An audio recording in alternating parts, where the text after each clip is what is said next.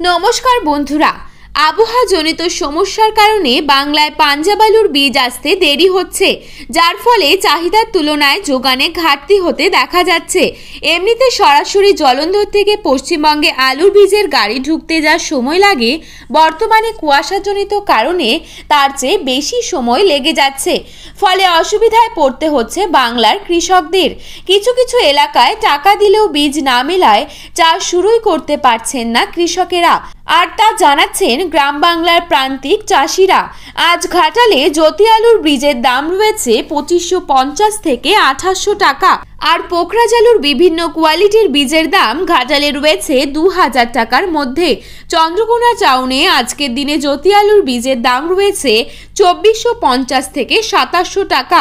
কিছু কিছু জায়গায় চড়া দামে আলুর বীজ বিক্রি হবার খবর পাওয়া যাচ্ছে। মাথার ঘাম পায়ে ফেলে কষ্ট করে আলুর চাষ করার পর 2024 সালের মতোই আগামী বছরেও যাতে চাষিরা ন্যায্য দাম পায়, সেই কামনাই করছেন পশ্চিমবঙ্গ বীজ ব্যবসায়ী সমিতি।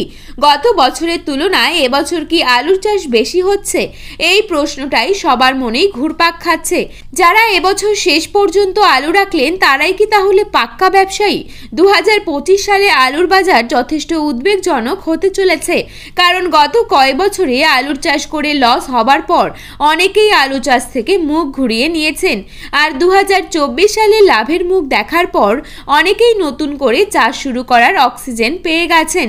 সেজন্যই এবছর চাষের পরিমাণ বেশি হতে চলেছে। তাই 2025 সালে চাহিদার তুলনায় যোগান যদি বেশি হয়ে যায়, তবে কিন্তু আলুর দাম নিম্নমুখী লক্ষ্য করা যাবে। এসব চিন্তা সকলের মনেই ঘুরপাক খাচ্ছে। আপনারা যা করবেন নিজে ভেবেচিন্তে তবেই করবেন।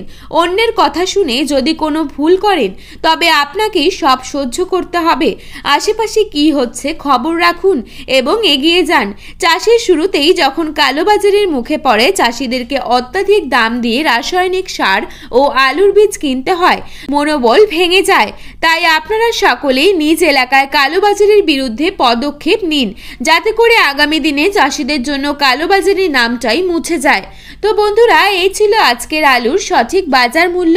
আপনারা যদি প্রতিনিয়ত এরকমই বাজার মূল্য জানতে চান, তাহলে অবশ্যই আমাদের চ্যানেলটিকে সাবস্ক্রাইব করে পাশে থাকা বেল আইকনটিকে প্রেস করে রাখবেন। ধন্যবাদ।